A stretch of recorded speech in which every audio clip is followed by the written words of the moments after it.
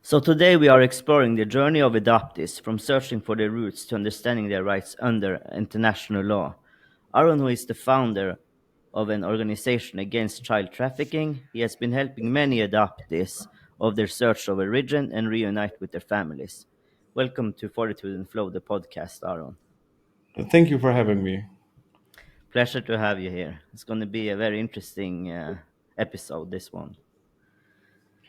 So I was thinking maybe you can share about your personal story and And your basically, search. like you, I'm adopted, like many of probably those who will listen. And I was a pretty happy adoptee. Had some issues in life as a child and whatever, teenager. But I was actually thinking pretty positively about adoption. But there was this urge to actually know about my mother specifically in the beginning. And I always wanted to do that when, yeah, I remember when I was like 14, 13, I wanted to do that. But that is not possible to travel or stay in India at that time. And so basically, I traveled the first time to India when I finished my school in 1993. And I tried to search, but there was no internet, no information, no mobile phones. So it was very much different than now. So This must I have kind been of, very challenging then. yeah, it was very challenging. I was 3 months in India, but I couldn't. I went to the orphanage, and basically the orphanage social worker told me that they have no records and time will heal all wounds, and that was it. Yeah, that's the typical answer you get in the start if you go there. Um, but how did you go about it? Well, I traveled again in '96, but I also again couldn't do much, and then I really made the decision to search. Well, I started actually searching in 1999, but basically searching was, I had access to the internet, and I was researching everything about adoption, which was there, which was mainly, some German websites were there, but they were not that much like now. There was no Facebook, no Google, nothing. There were some websites and Yahoo groups that came actually with the Yahoo groups. And then I tried to understand how adoption are done, or what is the process, what's the legal process. And because I thought, when I understand, there somewhere must be my name, the name and address of my mother, right? Yeah, So you would somewhere think. it must be, yeah, you would think.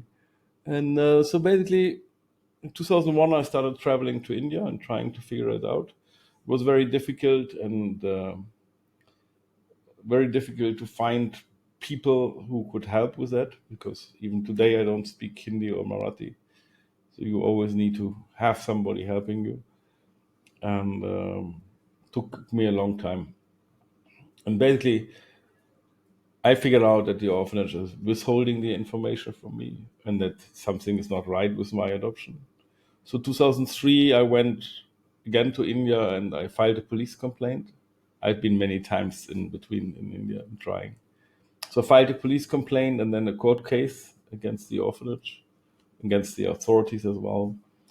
And that took very long. So basically, I've been fighting my case in the Bombay High Court. I've lost. I've gone to the Supreme Court, which then took 7 years. And finally, the Supreme Court actually granted me access to the file, and I could see it. And 3 months later, we could find my mother. But in the meantime, I have been helping other adoptees, or trying to help them, and some adoptive families I've also tried to help. And I've come, across women and child rights activists in India who have been fighting child trafficking for adoption. And then I started seeing that our paperwork is pretty much the same. The reasons are kind of flimsy why children are given for adoption. And in Andhra Pradesh, in the state of Andhra Pradesh, the orphanages were really involved in buying children, buying babies, fabricating paperwork, and sending them to Europe, Australia, the United States. And also I came across in 2005, I came across parents whose children have been kidnapped, outright kidnapped and sent to the Netherlands and sent to Australia and the United States. And I started helping those parents. And also then the orphanage, the city where I'm from, there was an orphanage called Prietmandia. So I got to know that they are actually doing wrong things. Then I helped the journalist doing a documentary on that with my information that came out in 2006. And in 2007, basically the Dutch television and the Danish television contacted me, and I gave him the information. I guided them, and there was a documentary in Denmark, a documentary in the Netherlands, an article in Australia, big article in the Time magazine, and other articles, and also in the US.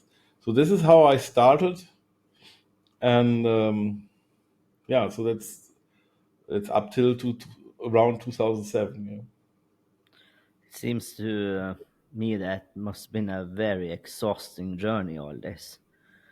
And I think it's very important that we go into why is it like that. It seems to be so hard to find the truth, and especially you can understand it if everything is fabricated, so people will be adopted out of the country because of money. That's of course a big factor, I'm guessing. One factor is also money, but it's not only money. It's also the wish to want a child, to be a parent of a child. So that is actually, and then you have the agents in between, and you have authorities allowing it. So when we are now in 2007, basically, I was believing when these scandals are exposed in Europe that the European authorities will do the right thing, but You they've would covered this. think. Yeah, you would think, but they covered this up, and I had the original documents, and nobody would believe me that these are original documents, even so, and and the authorities do as if they cannot verify it. Of course, authorities, if they want, they can verify it. And there is a whole group of adoptive parents was there, or is there still, yeah? Who are basically saying this is all made up. I'm a liar, and you know, and they haven't been really to India much. They just travel from the Western white perspective to the countries, and they don't understand that, and they don't understand what their money does in a country like India. So they are in full denial, also because they want these children, and the authorities support this denial. And but the authorities are also aware of it. That I figured out when I met Ruli Post. So Ruli Post is basically the founder, in a way, the founder of ACT. But she was a civil servant. So she was working in the European Commission, which is basically the European government. So she was working there in the Directorate for Enlargement as a task manager. And her task was to make sure that Romania actually adheres to children's rights and does not trafficking children, because that was actually the issue in Romania, adoption. And because Romania wanted to become part of the EU as other states as well, the hot potato was the children, adoption. And Rudy Post actually made sure that Romania implements the UN Convention on the Right of the Child. Romania had implemented the Hague Adoption Convention, and that became a total mess. So, and it was not Rudy Post as a person doing that, it was really the whole European Union. So that means Rudy was working for the European Commission in the Directorate for Enlargement under Commissioner Günther Verheugen. The work was backed up of the European Commission, was backed up by the other institution, which is the European Parliament. And it was backed up by the Council, where the member states meet. So all three institutions backed that work up. And essentially in 2004, Romania banned intercountry adoption. Okay, they did. That is significant because it's more than 20 years ago. And we have now investigation in Norway. We have this investigation, just an investigation came out in Sweden. And basically, these investigations confirm what was always said, what already the European Commission knew. And the European Commission did the right thing, though in 2005, Rudy Post suddenly was put in an office without any work. So the adoption mafia, or let me call that adoption mafia, is very strong. And they made sure that Rudy could not longer work on these issues. And that is when she actually started writing a book. It's called Romania for Export Only, which is basically a diary of her work. She was backed up by the most powerful person in Europe, which is basically the Secretary General of the European Commission. That's not the politician, that's the highest bureaucrat. So she was backed up by that. She published that book in 2007. And in 2007, that coincided with me having brought out the Indian scandal in the Netherlands. So that obviously after some weeks, we met because Rudy was always invited for talk shows on TV and all that as an expert. And so ultimately we met, obviously. And then the European Commission, the Secretary General, actually suggested to Rudy maybe to work for an NGO. But there is no NGO really dealing with the issue, the intersection between child trafficking and adoption and children's rights. UNICEF is pro-adoption. So UNICEF is a problem. Save the Children is a problem. All these child rights NGOs are a problem, and they have been a problem during the accession process of Romania. So basically, Rudy suggested that maybe I can set up my own NGO, and Catherine Day, the highest bureaucrat, has to understand that. What that means, you have a president and you have a bureaucrat, and they work next to each other. The president is elected, but the bureaucrat actually handles all the matters. So All right. she basically suggested that Rudy sets up her own NGO, which became ACT, and Rudy was then seconded, means the European Commission pays her salary, full salary, from 2008 to 2014. And that is also the time where we continued to. I mean, one has to go back to the statistics also. 2004 was the height of intercountry adoption. We had about 40,000 intercountry adoptions in 2004. Now we are already in 2008. It goes already a little bit down because we have been bringing out scandals. Then we bring out scandals regarding China, Malawi, Ethiopia. And these were not old scandals from the 80s. These scandals were then current. Even so. Yeah, so we brought these scandals out.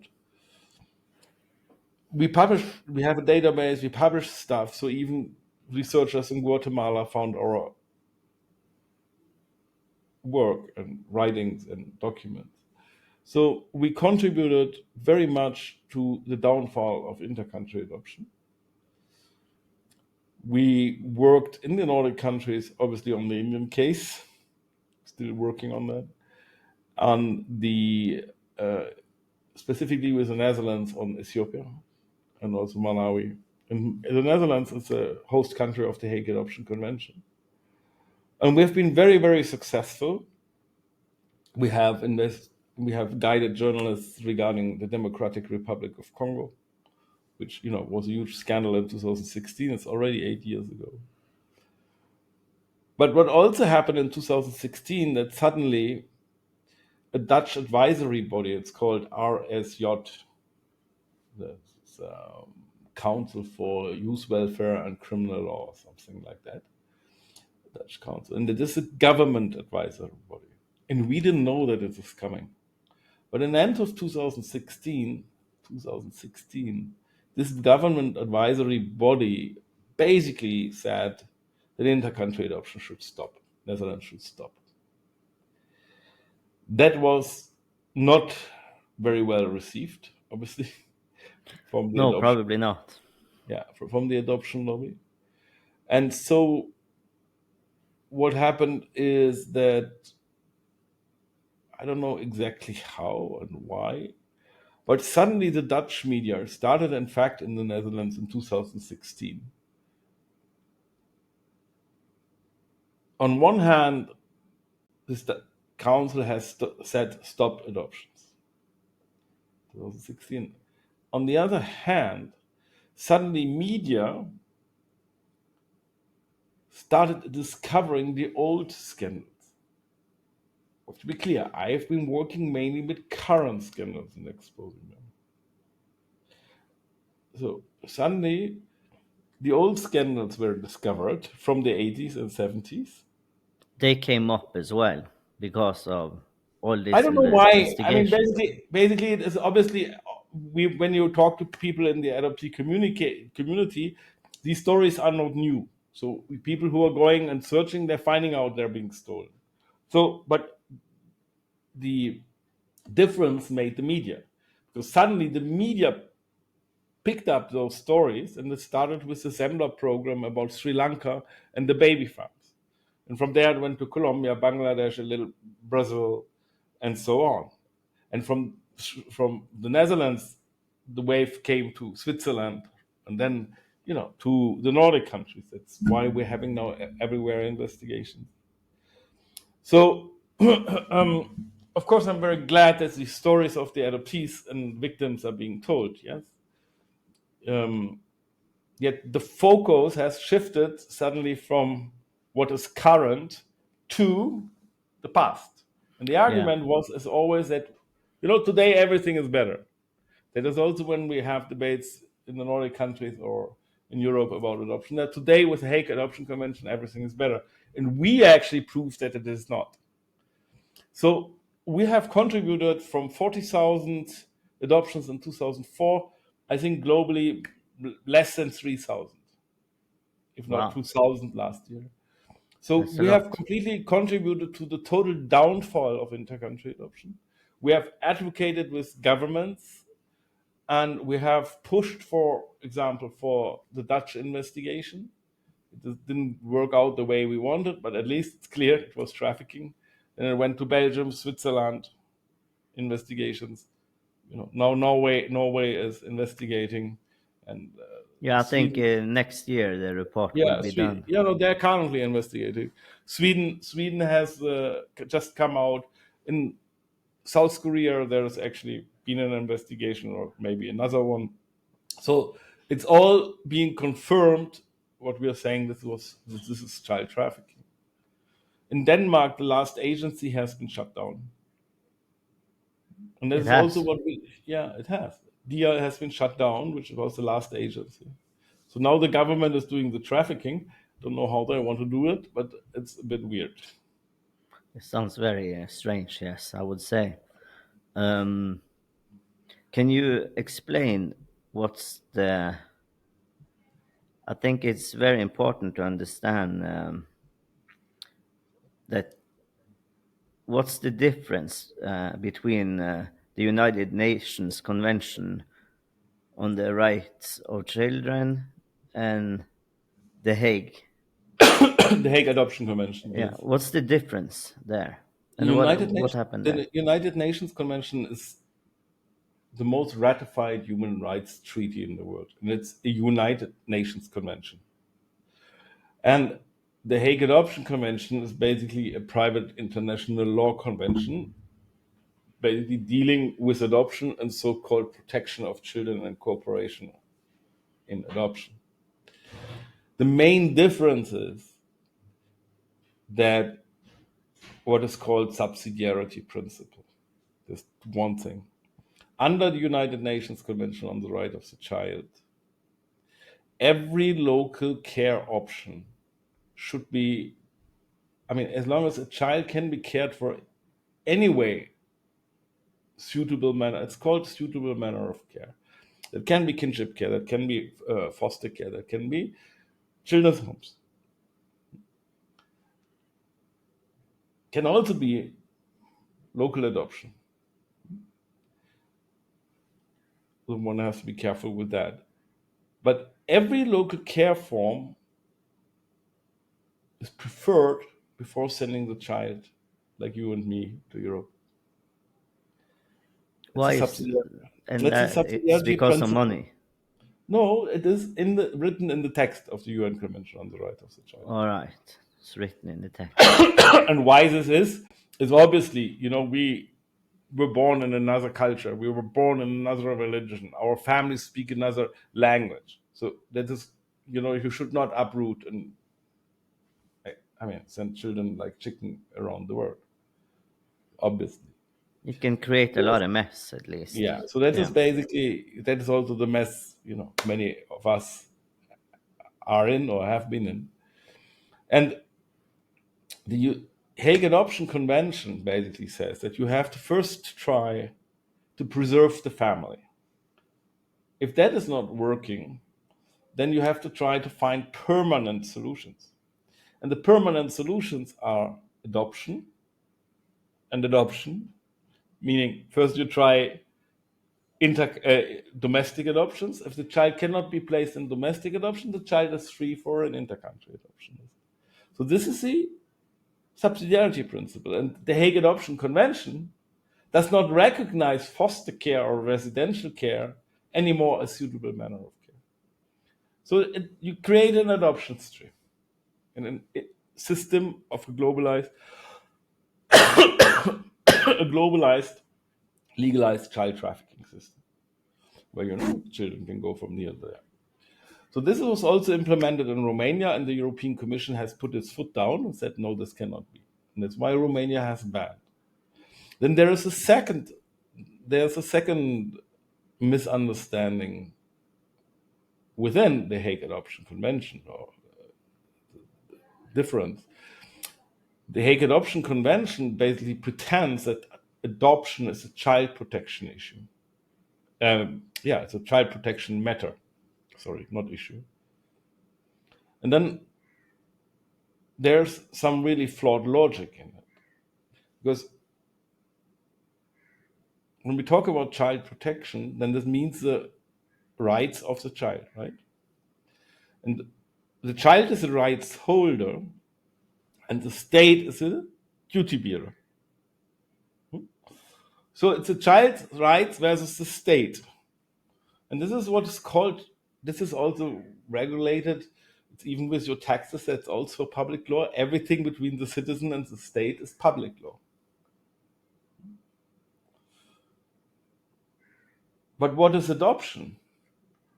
Adoption, historically, in short, was never about child protection.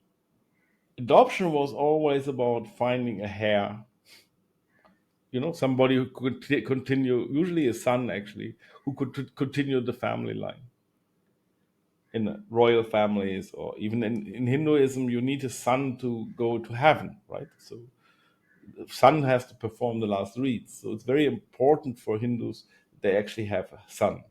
You may like it or not, but the practice earlier was also that, somebody who had a son within the family would then give that son for adoption. This was not a market or organized or something. And adoption is basically family law.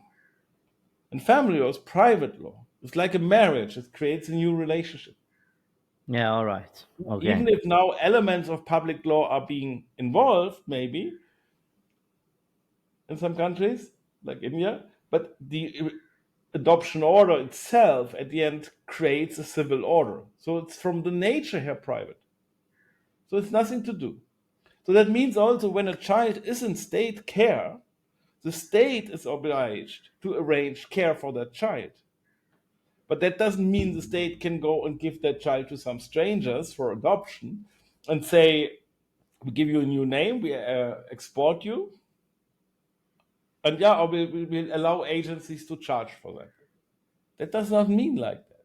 So there's a big misunderstanding. This Hague Adoption Convention has created a very evil system, which we can also see.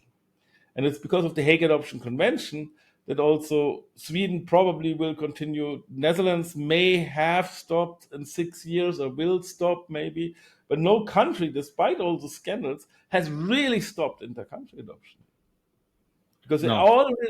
all rely on this Hague Adoption Convention. And now comes, of course, how the scandals came out, and now we can also talk a little bit about searches and redress, which I think is very important. Because obviously, I started out in trying to find my mother. I tried to help other adoptees on the sideline.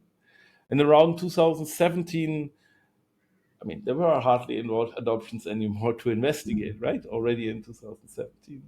So we decided that actually that what we can do well as almost the only organization or the only organization regarding India is assisting Indian adult adoptees with their searches. And that is very important to understand why this is so difficult in India. In India, adoptions were pretty well regulated, actually, at least latest since 1984. And there were lots of checks and balances, supposedly. And still it went wrong. But we can trace back, because of all these checks and balances in the regulations, actually, there are often records. And they're not necessarily all false. But the difficulties are like that. So, first of all, I speak for India. Some children have been found, they're missing children, or have been just abandoned. This happens. In such cases, there will be no name and address of the family. So it will be very difficult for the adoptee or even for us to trace back the family. Then there is another category of children where there was last year the Danish documentary about it. Basically, where children of poor families have given the children for care and protection into what they thought was a boarding school, but the children were being sold and sent abroad. But even in those cases, the paperwork may contain the correct information. But it is difficult to find the paperwork. So that's always a difficulty, because the paperwork, specifically for Indian adoptions, has never been sent with us to the European countries. So no authority in Europe will have those documents. And there is a third category, which most of the Indian adoptees are from, probably 70 to 80%. Like myself also, we were born to unmarried mothers. They were young women who got pregnant, couldn't marry, were not allowed to marry, maybe abused, maybe left, or whatever. And then suddenly, that was basically the default option, like it also happened in European countries, in Western countries. In my papers, it says Yeah, that. to separate the mothers and the baby for rehabilitation, so to speak, which is actually, I consider, a crime against humanity, specifically, to do that systematically. So now, also in these cases, the agents in between tried everything possible to hide the mother's identity under the guise of having to protect the mother's privacy. And this is also in my case the case, but I know how to overcome that. So that's against the authorities, So against the basic. orphanages, and how, to search and approach the mothers in the correct manner. It is very important to understand that this, like some adoptees are doing in other countries, maybe one can do that in other countries, but in India you cannot just go and say, "Oh, this is my mother's name," and make all placards and I want to find her. This is her name, and the It women. seems so easier in other countries than India then. Yeah, but I also think other countries are Easier. also difficult, but Sri Lanka or Colombia or something is, generally speaking, much easier. Because in Sri Lanka, basically, the adoptees came with the papers, with the name and addresses of the mothers, and you can find them. But in our cases, the name and address is somewhere in India. So we have to first find the records. We have to get access to the records. Then we have to search discreetly. And after we searched discreetly and found the mothers, yes, we take DNA that has to match, but then we have to also convince the mothers to meet the adoptees. Because what actually happened is that the mothers got married. They moved from their house literally into the in-laws' house. Yes, they take care of the husband and take care of the children. They have a family now. They have a life. But nobody in this family knows anything about that they had a child before adoption. So you cannot go and say, hello, husband. Yeah, I'm the secret I'm child." back. Yeah, so this is really, I'm not sure. I just think it's a problem in every country to do that. But I hear that, in other countries it's not such a big problem. I have my doubts, but I can guarantee for India it's a real big problem. It's a very conservative society still. Yeah, it seems so, and it could be because of all the way it built up when it comes to the family values, and family is very important in India. Yeah. And it's a lot of in a lot of cases it's very big families. So, but of course, when they do take care of each other over there, at least what I've heard from my friends, which is nice and which is all good. But of course, for us who is adopted, it leaves us maybe with even bigger feeling of betrayal in a way, Yeah, because but we got cast aside. it is not really that we were betrayed, or that India or the people really betrayed us in that sense, or specifically not our mothers. Our mothers had no choice. What Is I'm to saying, really it could understand feel the like word, it. huh? It can feel like that sometimes Yeah, I can for feel like it. I adoptees. can understand that, but we need to also really see that the Western agencies came with a lot of money, setting up these children's homes and these mother and baby homes, and they wanted the babies, and they did not Hmm. help these mothers. While already in the Nordic countries and Europe, it was no problem anymore to have a child outside marriage. No, no, not at all back then. And But it was, also, yeah, it's two sides of a coin we talk about here. And but yes, I mean, unfortunately, for a lot of Western countries, they never really set up a system for adoptees when it comes to follow them up and their families who adopted them when it comes to the no, that is psychiatry system basically, either. yeah. So basically, let me talk about that. So in the Netherlands, we actually fought very hard. The Dutch government basically apologized to all inter-country adoptees. And the Dutch government also put some money on the table, 10 million euro or something. That's quite something. And Dutch government and the adoptees and whatever started working on what is called an expertise centrum. I was also part of that process. You will see the same thing happening in Sweden and other countries. So we were at the design. We were at the design. I was part of the design process.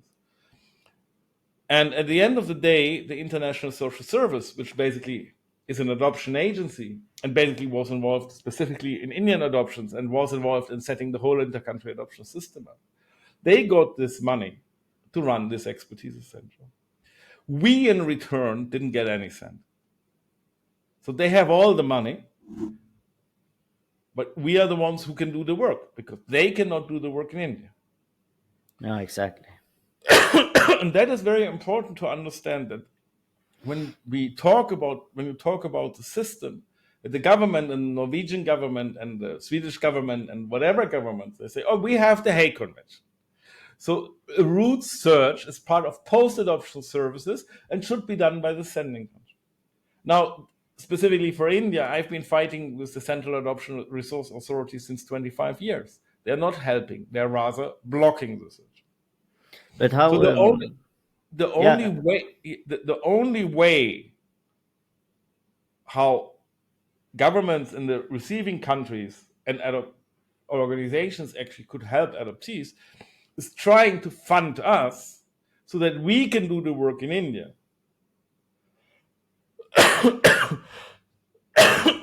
But unfortunately, that's not happening.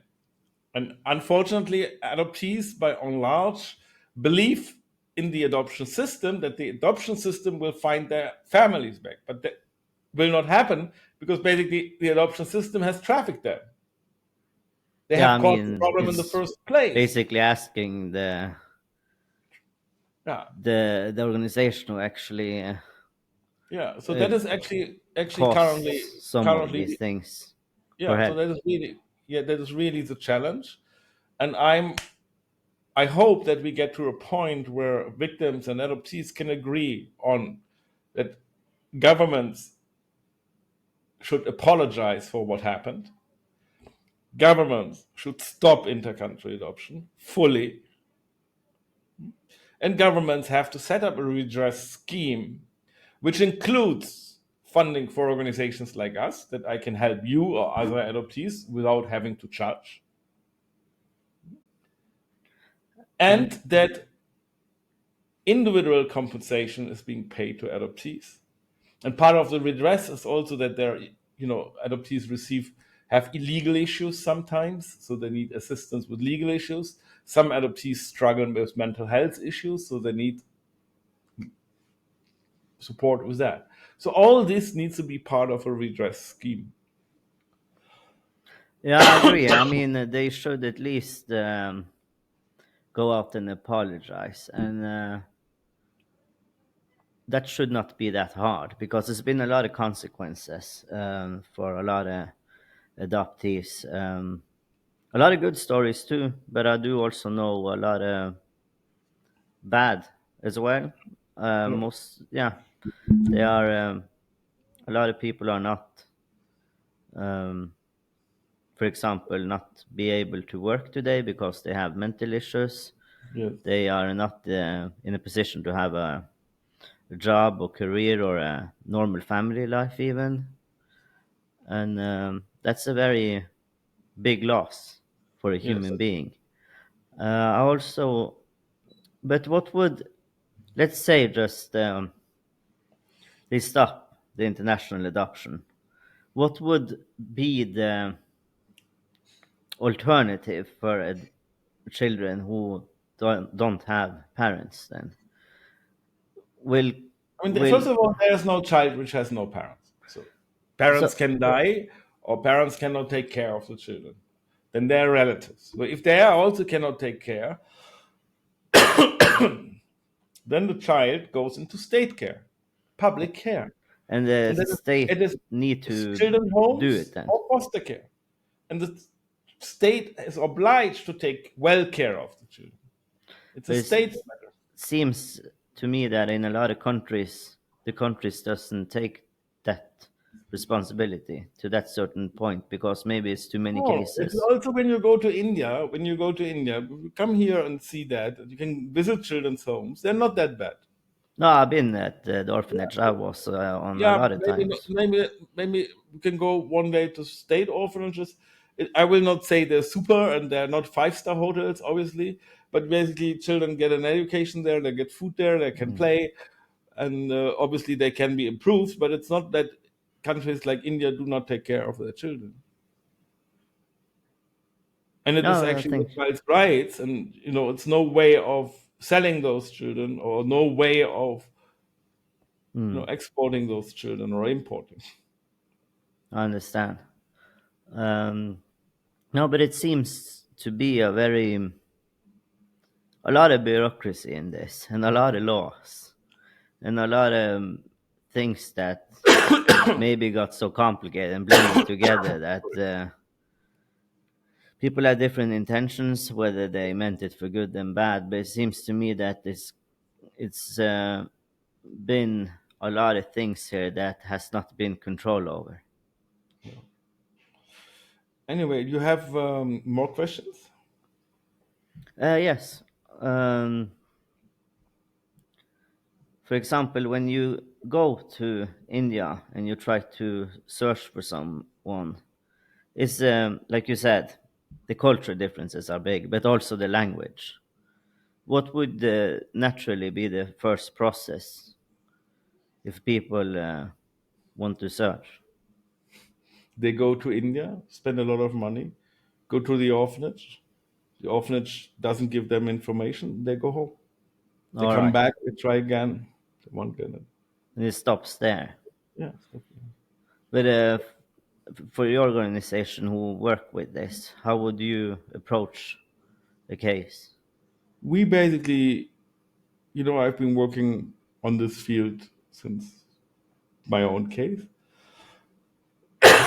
So we know the laws, we know the rules and regulations, and we are able, because we are not going away, to push things through. So I can only discourage anyone trying to do that oneself. In Mm. India, you can't do it. And also, you can't do it because you don't know the language. You do not know the culture. You do not know the laws. And we are doing this since 20 years. That's good. You need definitely some experience if you're going to find someone. I was in India in 2008, I think it was, and I was at orphanage then, and I got some papers that I never seen before, and it seems to be a normal thing, maybe. Yeah, but in your case, I think I don't know whether we can discuss that, but in your case, it's a different thing than when people or children have been relinquished. So the cases which we can pretty sure solve is when children have been relinquished. So then All right. there are documents and names and date of the parents somewhere. We And only when have to there find is, that. In cases where a child is being found abandoned, there will be no name and address. So this makes the search much more complicated. yeah, that makes Yeah. sense, of course. Yeah. But what we do in those cases is actually we try to gather all the information, and then we try to put the stories into the media. So like now we have, it was not, yeah, it was also in a way, yeah, in a way we don't have, there's no real full details of the parents. And then we try to bring whatever details we could find, we try to bring it in the media. And just, we got like, the adoptee got like 5 big TV stations doing the story, the main TV stations, and then print media and all. Unfortunately, in this case now, which we did recently, so far nobody has come forward. We didn't get any new information. So it is, but that is all we can try, right? I understand. That's um, that's the approach to go then. I understand. Um, what do you think is going to happen now with all the investigations, and how do you think the whole concept of adoption will I change? think Maybe nothing will change much. What will no. change, and it already has changed, that the agencies will be closed down. So the private agencies mostly, anyway, are bankrupt and can only survive on subsidies. So they will be closed down, and the central adoption authorities will continue to do the adoptions. And they will also, like this in Sweden being proposed, they will get more funding, a little bit more funding, to assist the adoptees. But they cannot do anything. They're sitting in Sweden, for example. They can only write to Indian authorities. Indian authorities can only write to the orphanage, and then everything stops. All right. Yeah. Yeah. Okay. So we will not get any funding. That's clear. They don't want really. They just want window dressing. And at the same time, the organization International Social Service will be the expert on searches globally and for India, but just they have never solved any search case in India. They have zero experience. They have zero people in India being able to do it. But they're getting and grabbing all the funding, like in Netherlands, Belgium, in France. They're now invited also for, as expert to see how the Danish adoption investigation and system can go on. They have been invited before. So we have to break down the Hague Adoption Convention. We have to break down ISS. If ever adoptees want to receive really independent assistance in tracing back their family. It does not work with cooperation between authorities. Obviously, Indian authorities are not going to say, "Oh yeah, we have trafficked the children." Obviously, No, Indian no one authorities will admit are not something going like to have. that.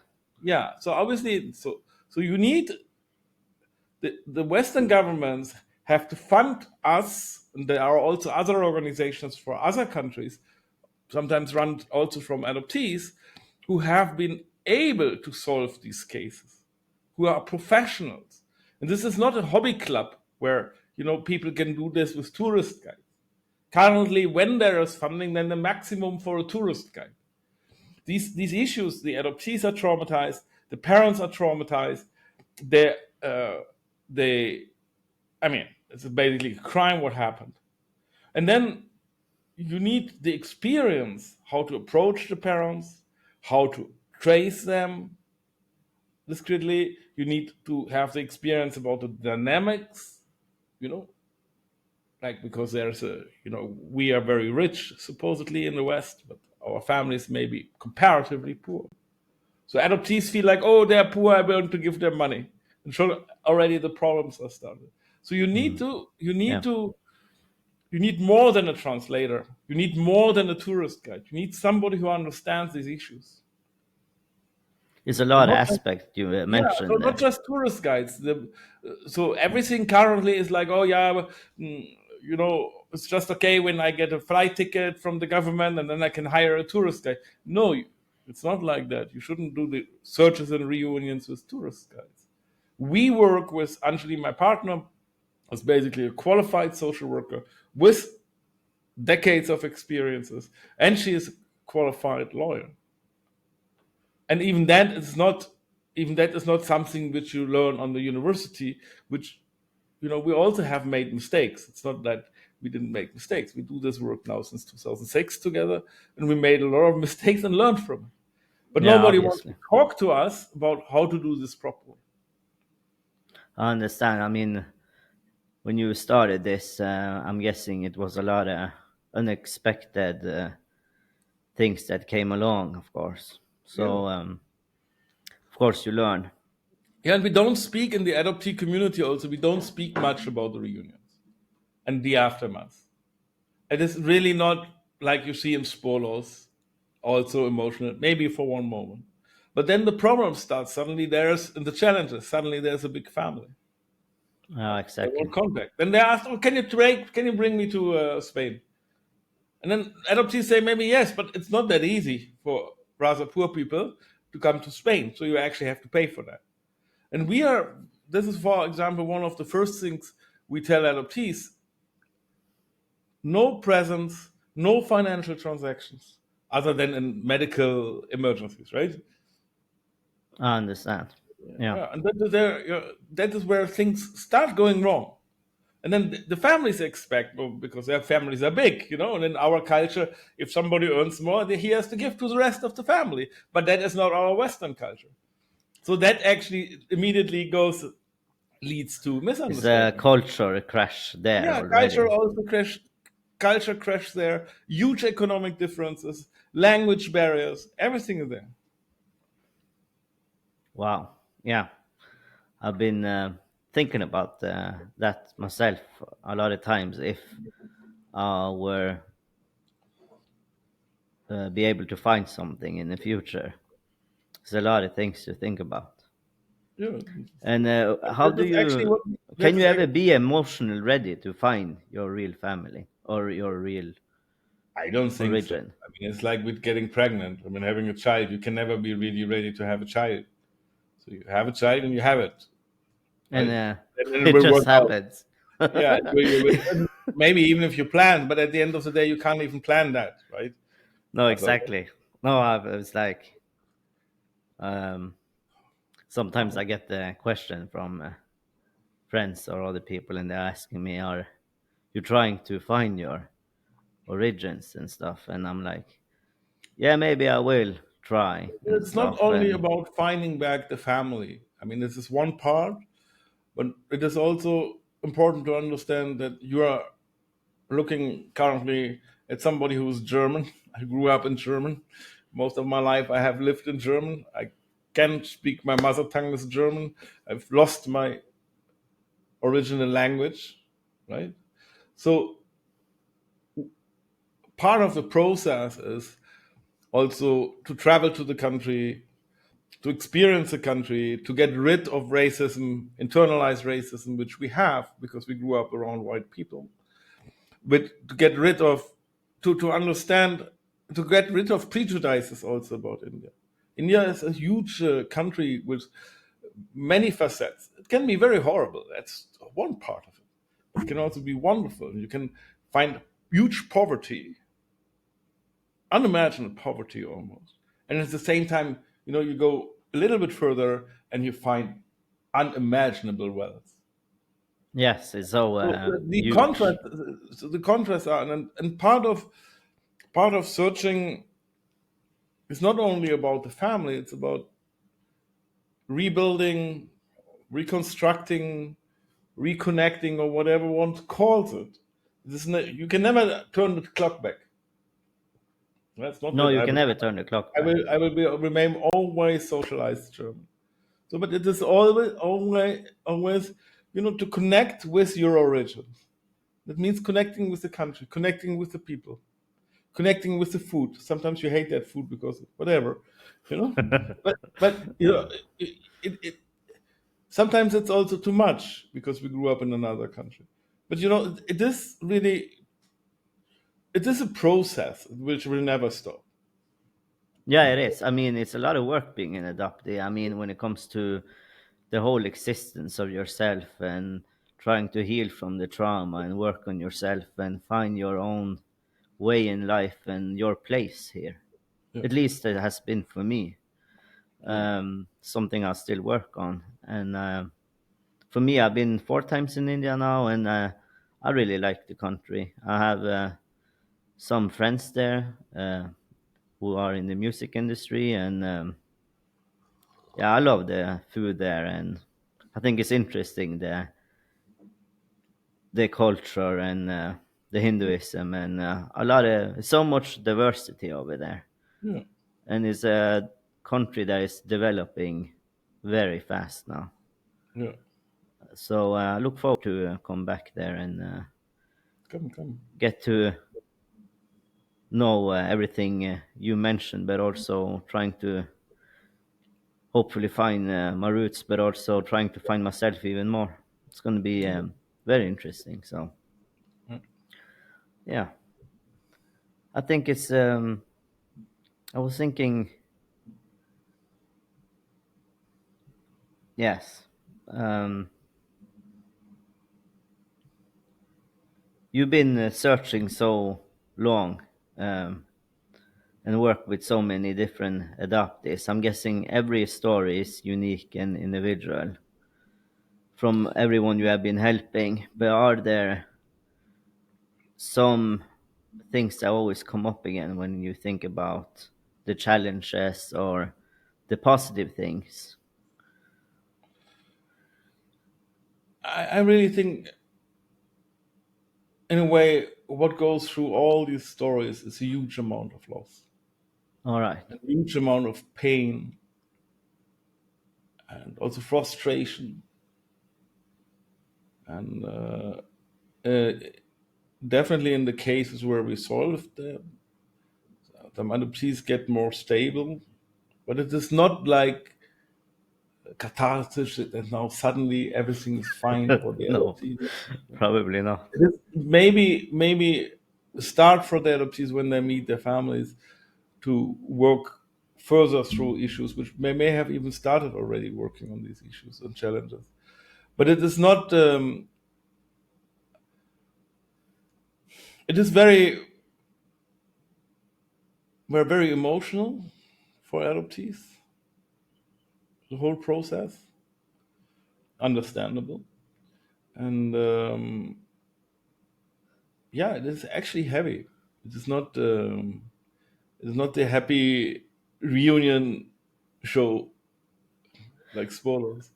That's what I think everybody or a lot of people maybe go and think or dream about or imagine that it's going to be a happy reunion and everything is just And falling maybe into one happy place. reunion, but then the challenge is how to keep in contact, how to keep a relation, how to negotiate a relationship, and this is also from the family. The family is also there. Suddenly, there is somebody new, and of course, what goes through cases from unmarried mothers is that we have to arrange meetings discreetly. So that is also tough for the adoptees because they know or may even have seen the half siblings, but they can't say the half siblings, "Hey, I'm your half sibling." Oh Yes. wow. Yeah, Yeah. it's So set. sometimes we have to remain a secret to the rest of the family, and that is very painful for adoptees. Yeah. Understandable. Yeah, understandable. And Very strange yeah, because it's so different from the yeah. culture me and you grew So I up in. really, I really think also that there's too much emphasis of illegal or illicit adoption and trafficking and all that. I think we need to make understand that changing a child's identity should never be allowed. And it is actually probably a crime against humanity. We are born for generations to a mother and father, and our mothers and fathers are born to their mothers and fathers, all behind us. And changing that line where actually the life came from is going to end with suffering. And you should not change a child's identity. Never.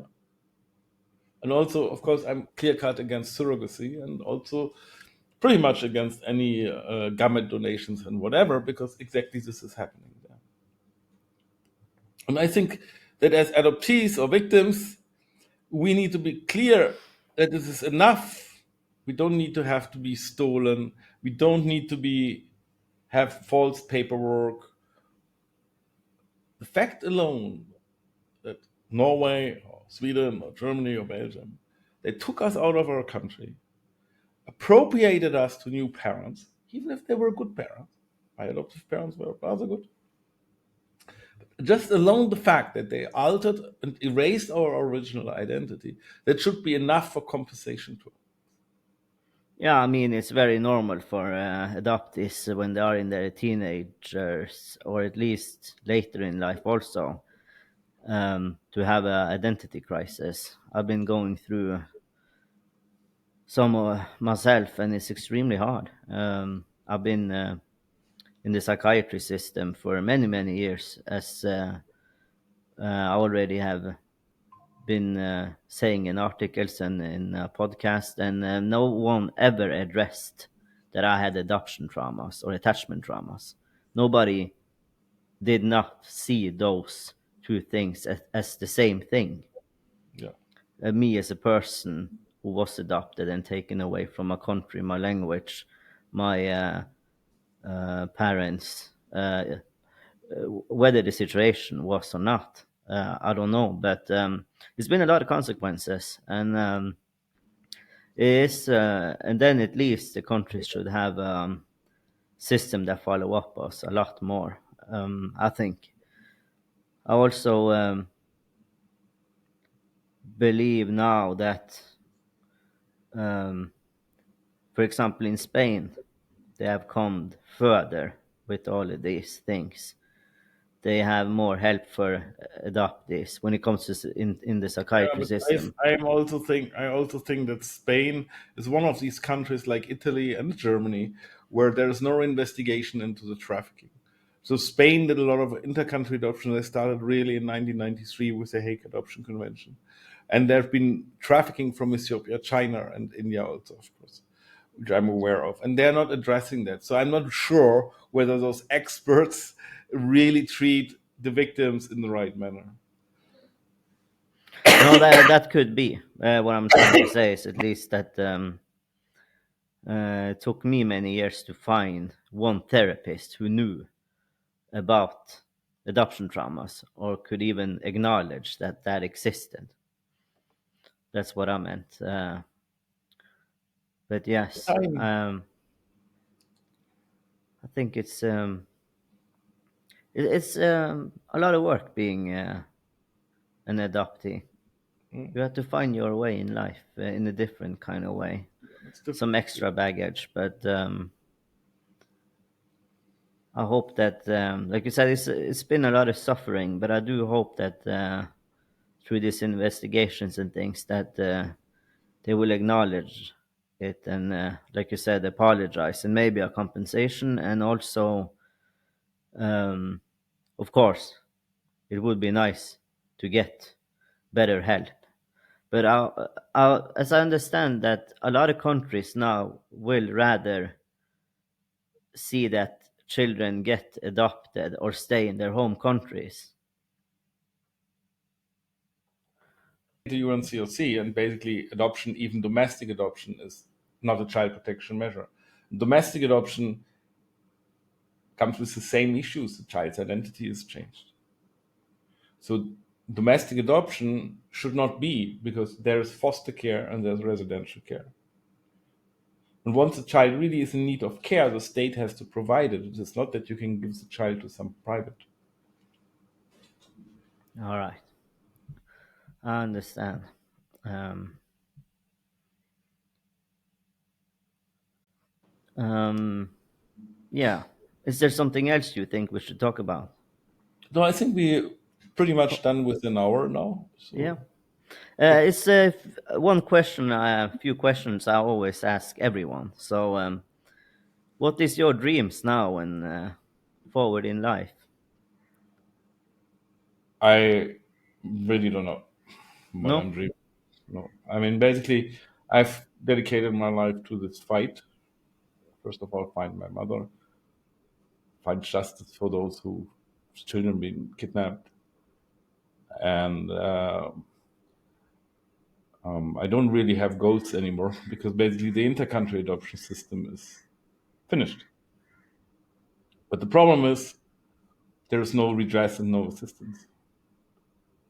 So my wish or dream were that I could just do the work. Yeah, I understand.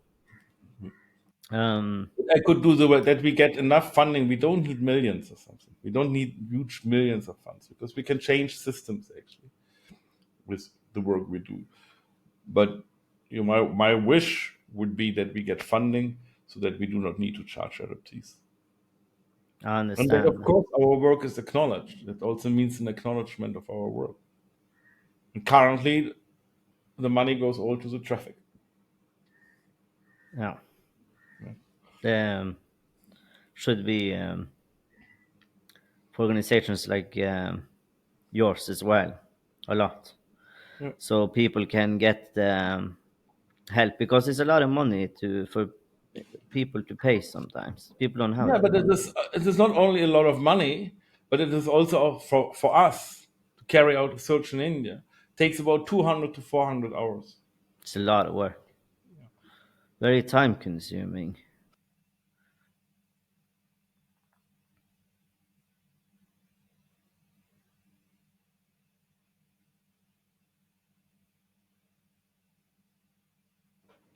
It's very time consuming, and there are lots of expenses. It's a big country. I understand.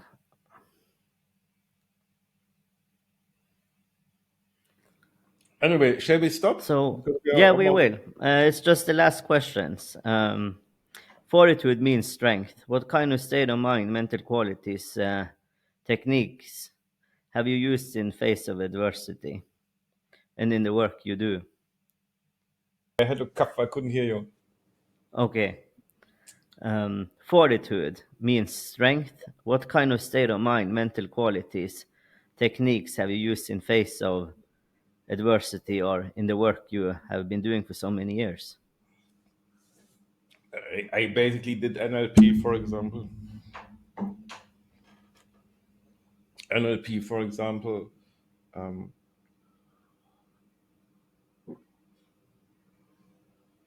and I focus and I don't give up. It's not any special technique. Consistency. Yes.